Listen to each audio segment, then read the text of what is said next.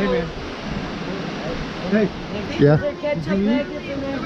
Oh no, I haven't eaten yet. Well, you want a sausage biscuit or a sausage Yeah, you guys muffin? got sausage biscuits? Wow, well thanks man, I do appreciate that. You want two?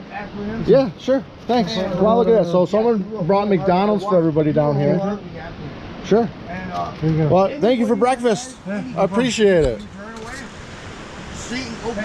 Yeah, something we did this morning. So where do these people take a shower? So I talked to one of the people who are down here in these tents, and they said that the last time they had a shower for everybody was on Thursday. They all went up to the Salvation Army. All right, a gentleman just came down and dropped off some pizza. Mr. Wilkinson, I just seen you dropped off a bag of ice. So that was really nice of you. Can we get a comment from you? I don't know, what do you want to hear? Well, what'd you bring? You got some ice. Got some ice and some fresh fruit. Awesome. Well, thank you. Are you the first council person to come down here, or has there been others? I think Lisa's been down here, and I think the mayor's been down here, to my knowledge. All right, well, thank you, Councilman, for coming down. Welcome. Yeah, silver. All right, everybody, so we're here with City Council candidate Cliff Only, and we're here with Tony, who's a resident of 661 Factory. All right, Mr. Only, can you tell us what's going on down here? Well, I think Tony probably knows a little bit more. He's here full time. He's kind of the coordinator of all of what's been happening down here.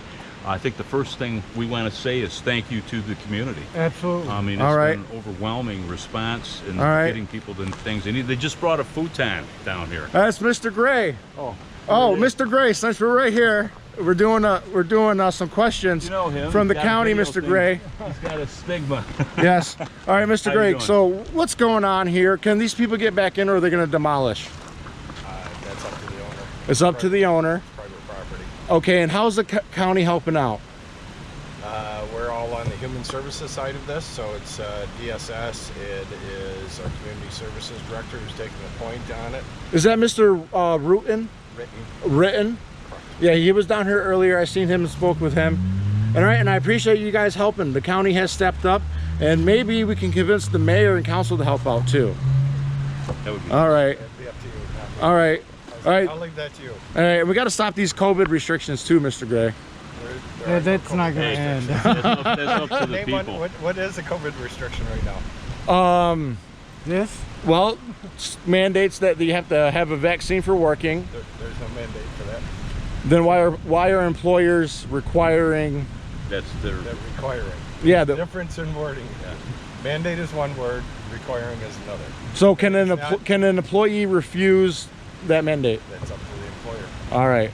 All right, Mr. Gray, I'm gonna get back to talking to these guys. I'm glad I caught you driving by. You got that. And thanks for coming down. Tony to see what's going on Yeah. on the ground. All right. So Mr. Only, let's get back to talking here. So tell me about what you discovered with the Seawall Project Island plans.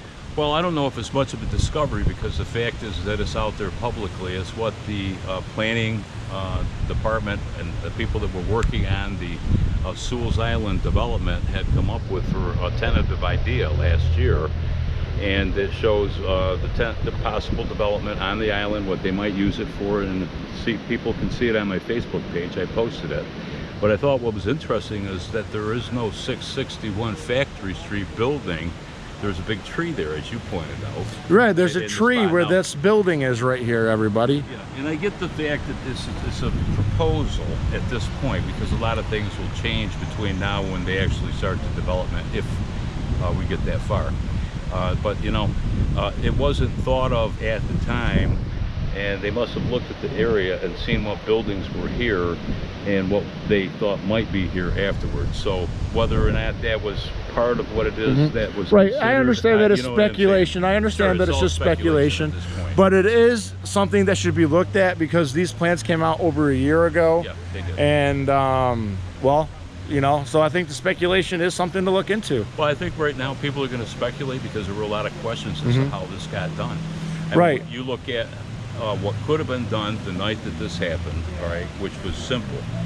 They could have a fire watch person stay here that night, allow the people to stay in their homes for the evening. The following day, when the fire alarm system dried out. They could have reset it at that time. Apparently you can't reset a system that's wet, this older system, from what I found out talking to a couple of fire people.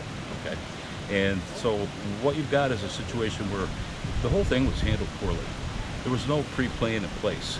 And once it was decided that they were going to evict everybody out that night for, as the mayor says, safety reasons, I'm not sure that it wouldn't have been safer for them to stay in their own apartment with somebody here watching to see if there was going to be a fire. Right. Right. So, I mean, looking around here, something needs to happen. There's tents everywhere. And now what's going on, people who are not even living in this building are now starting to come here to congregate and live here.